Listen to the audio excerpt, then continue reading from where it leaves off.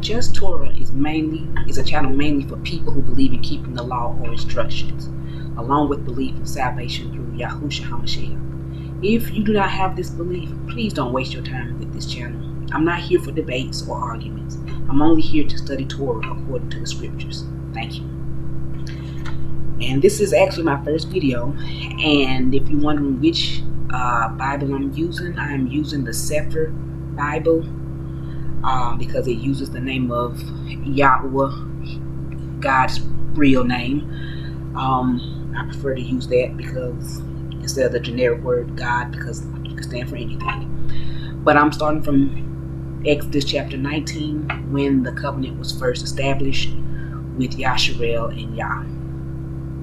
Alright, here we go. In the third month, verse 1. In the third month, when the children of Yahshua were gone forth out of the land of Mizraim, the same day came they into the wilderness of Sinai. For they were departed from Rephidim, and were come to the desert of Sinai, and had pitched in the wilderness. And there Yashar'el camped before the mount. And Moshe went up unto Elohim, and Yahweh called unto him out of the mountain, saying, Thus shall you say to the house of Yaakov, and tell the children of Yashar'el, You have seen what I did unto Mizraim, and how I bore you on eagle's wings, and brought you unto myself. Now understand, from this point on, all the way till they got to Mount Sinai, Yah has showed himself mightily unto Yashar'el. He's fed them. He got them to be no longer slaves out of Egypt. They've seen the Red Sea split in two. When they seen Egypt, die when the waters came back as one at the Red Sea. They've seen the manna. They've seen all the miracles in Egypt before they were brought forward. So now, with all this evidence, now Yahweh wants to make a covenant with Yashar'el. And this is what he wants Moshe to say to them. And he said unto him, verse 5, Now therefore, if you will obey my voice indeed, and guard my covenant, then you shall be a peculiar treasure unto me above all people. For all the earth is mine, and you shall be unto me a kingdom of priests, and a holy nation. These are the words which you shall speak unto the children of Yashar'el. Now understand, when the scriptures were written, they were mainly written for the children of Yashar'el. And Yahweh was only talking to Yashar'el. No other nation of people, I don't care who you are, it's only the children of Yashar'el. He is only talking to them, and to whatever nation may decide to cleave to them and follow the same laws as Yashar'el. That is who he's talking to. Because when he brought them out of Egypt, there was also a mixed multitude of people, other nations with Egypt, that came out with them as well. So understand, the law is mainly for Yashar'el and for those who choose to cleave unto Yashar'el. Alright, now verse 7. And Moshe came and called for the elders of the people, and laid before their faces all these words which Yahweh commanded him. And all the people answered. Now everyone answered. Moshe came to them and told them, this is what Yahweh says. He said, if you will keep his covenant, blah, blah, blah, and all this, that he going to make you a kingdom of priests and a holy nation. And guess what? All the people answered and said in verse 8, all together, they said, all that Yahweh has spoken, we will do. Okay, they said yes. So Moshe returned the words of the people unto Yahweh. Okay, and Yahweh said unto Moshe, Lo, I come unto you in a thick cloud, that the people may hear when I speak with you, and believe you forever. And Moshe told the words of the people unto Yahweh. And Yahweh said unto Moshe, Go unto the people, and sanctify them today and tomorrow, and let them wash their clothes, and be ready against the third day. For the third day Yahweh will come down in the sight of all the people upon Mount Sinai. So Yahweh told Moshe, Go tell the people, I'm alright, y'all in agreement, y'all want to be in covenant with me.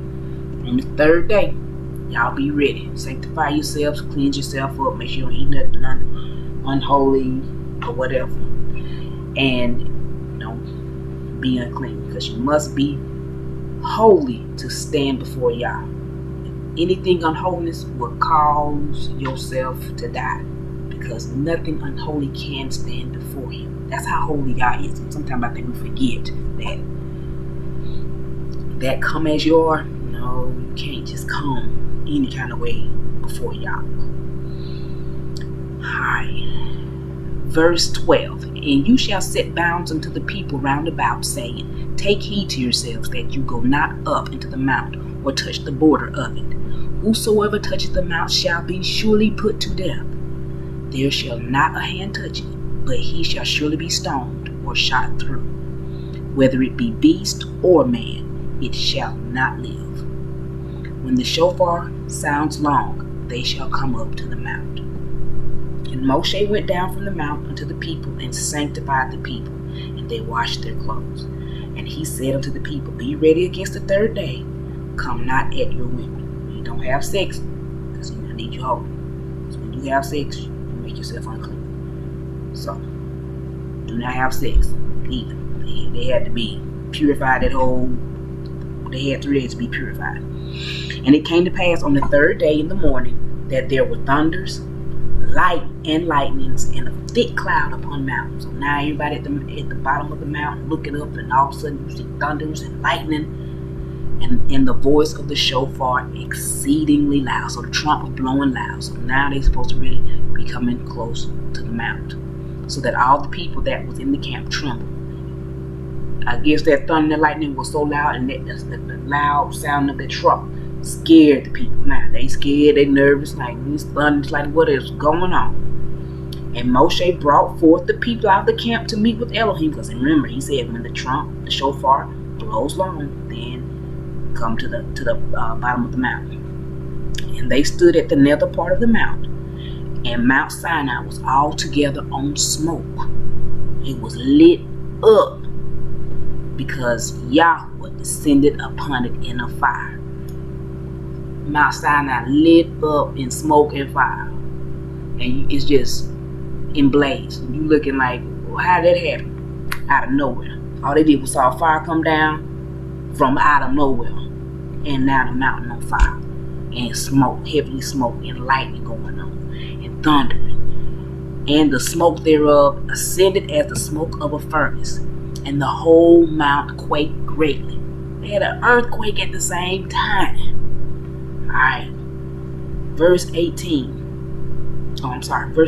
And when the voice of the shofar sounded long, and waxed louder and louder, Moshe spoke, and Elohim answered him by a voice. So they heard the voice of Yah that day. Because once Moshe spoke, Yah responded back. Alright, verse 20. And Yahweh came down upon Mount Sinai on the top of the mountain. And Yahweh called Moshe up to the top of the mount. And Moshe went up. And Yahweh said unto Moshe, Go down, charge the people, lest they break through unto Yahweh to gaze, and many of them perish. See, even at that time, they still was not allowed to even see Yah. So he didn't want them to come up in that mountain and see him, because if they would have looked upon Yah, they'd have been dead instantly. And let the priests also which come near to Yahweh sanctify themselves, lest Yahweh break forth upon them. And Moshe said unto Yahweh, The people cannot come up to Mount Sinai, for you charged us, saying, Set bounds about the mount and sanctify it. And this here Moshe reminded Yah, you told us not to come up, so they not trying to come up. And Yahweh said unto him, Away, get you down, and you shall come up, you and Aaron with you. But let not the priest and the people break through to come up to Yahweh, lest he break forth upon them. So Moshe went down to the people and spoke with them. So this day, they heard the voice of Yah. They saw sightings probably more amazing than what we would have thought could look as well. but they heard the voice of Yah because he spoke. So Yashar'el heard the voice. That generation heard the voice of Yah. We ain't never heard it. They know what the voice of Yah sounded like. So here's when they still at the beginning of them starting this covenant, because they're meeting Yah for the first time. And when you go to chapter 20, this is when Elohim starts to speak. And this ain't Moshe talking. It says Elohim spoke all these words. This is Yah speaking to Yashar'el. And this is at the beginning where he's telling him about the first part of this is the 10 Commandments right here. Most folks know Exodus 20 is the beginning of the 10 Commandments. Alright, here it goes. It says, I am Yahweh Elohim, which have brought you out of the land of Mitzrayim, out of the house of bondage. You shall have no other Elohim before me. We are not supposed to celebrate any gods whatsoever. You shall not make unto you any graven image or any likeness of anything that is in heaven above, in the heavens above, or that is in the earth beneath, or that is in the water under the earth.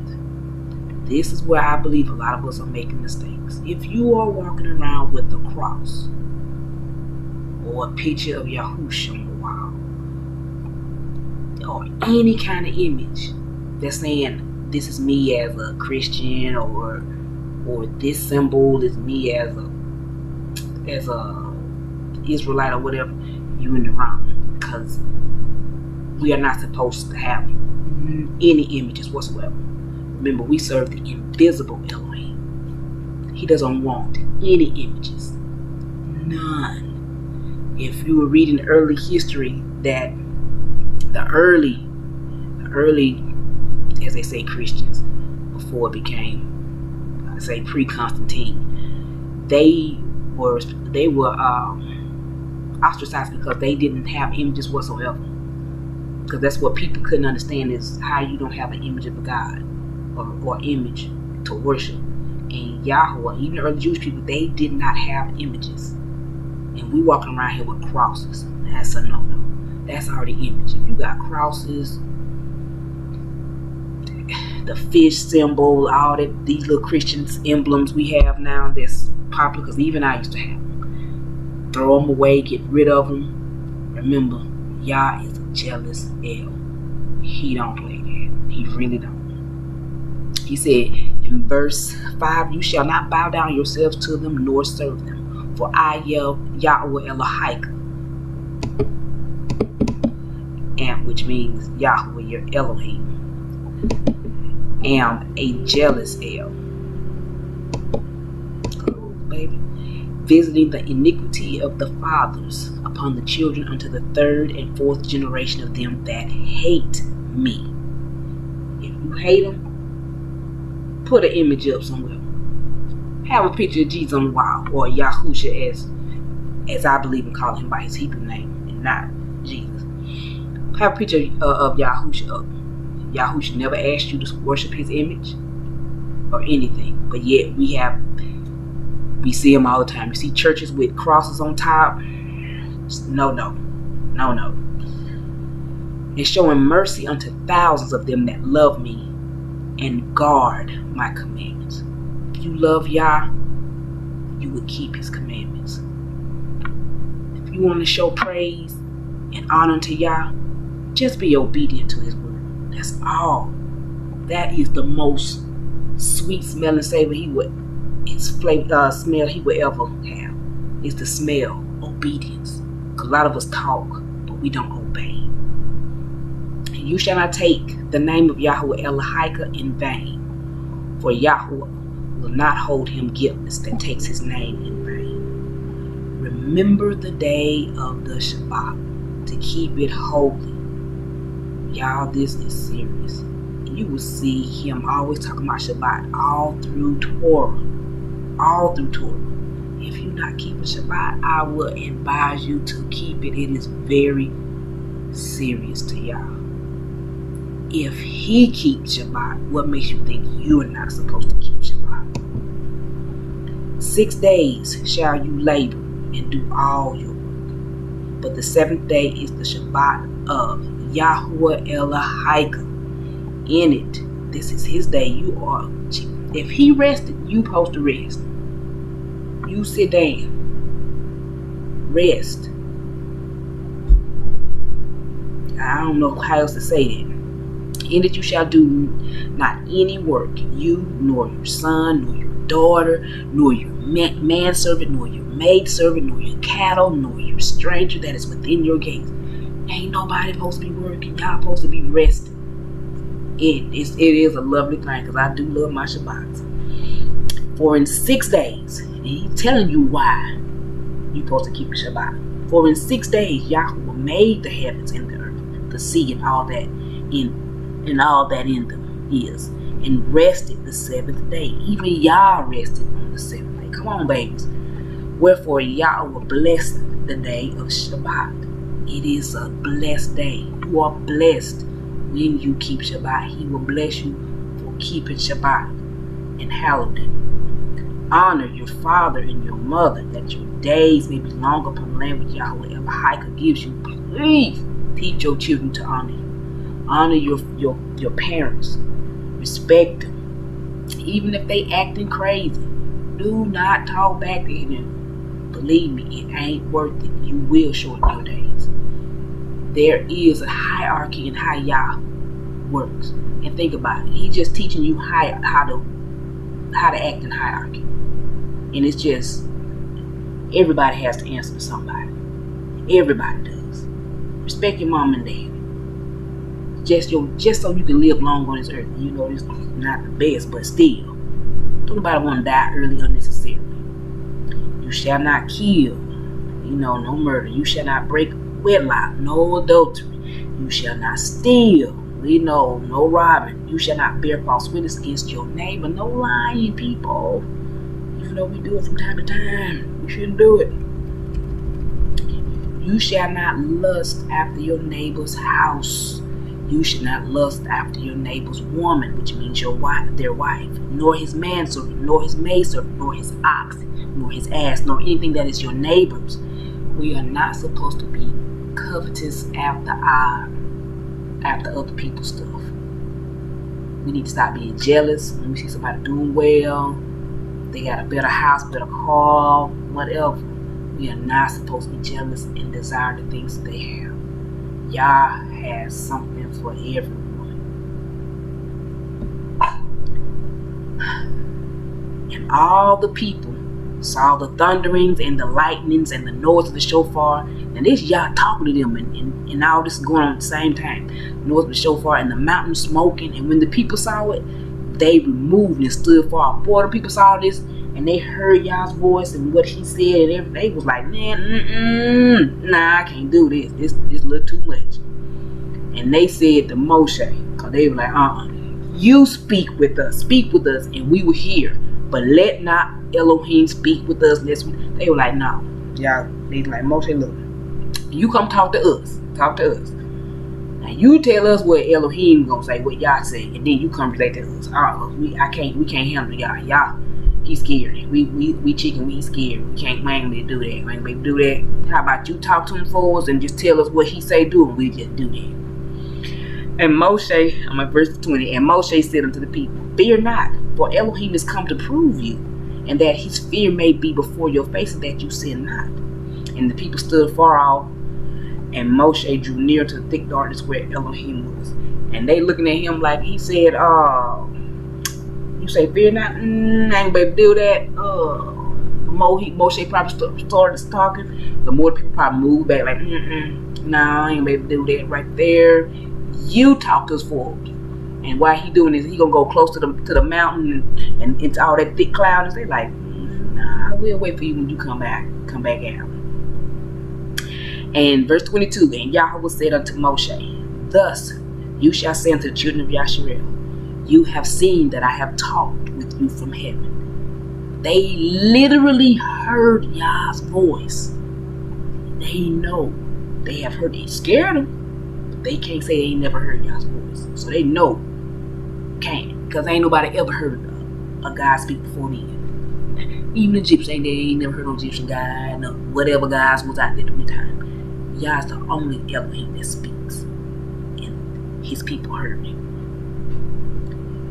He said, I'm back to verse 23, you shall not, and you see how he keep reiterating here, you shall not make with me Elohim of silver, neither shall you make unto you Elohim of gold. Don't be making no images. He is reiterating, he does not play that.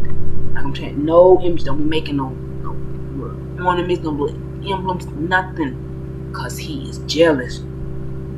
He said, verse 24, an altar of earth you shall make unto me, and shall sacrifice thereon your ascending smoke offerings, and your peace offerings, and your sheep, and your oxen, in all places where I record my name. I will come unto you, and I will bless you. And if you will make an altar of stone, you shall not build it of hewn stone, for if you lift up your tool upon it, you have polluted it. He said, you ain't finna make up no, you cannot use a stone that you shaped. Because he don't want you to get no kind of glory. You ain't finna get nothing to get pride and say you did it. No, baby, he don't even want none of that. Nope. Neither shall you go up by steps unto my altar, that your nakedness be not discovered therein. And remember, this is what they used to do in Egypt. You had to walk up steps to talk to the king, and you only so many steps, depending on who you are ranked within the nation, determine how far the steps you can go talking to the Pharaoh. So Yah does not want any comparisons. He don't want nothing to the likeness of any other gods. That's how mighty and powerful Yahweh is. And on that note, I'm going to end on chapter 20, because I think 21 is when, it's still more. Because from chapter 20 all the way to chapter 23, these are all mainly commandments. He's giving them. He's telling them. And I think when you get to chapter 24, you will actually see where they actually cut the covenant. Because Moshe will sprinkle blood upon them. They'll say, we agree. And the covenant is formed. Because the covenant, it got to be blood. It got to be blood. Alright, that is all I have to say. This is my first video. Hope you like it. Hope it helped a little bit. It's not much. But in the next video, I will read chapter 21 through 24, hopefully, to get more of the commandments out, so I can get to the point of where the covenant is actually established. Thank you for listening, and shalom.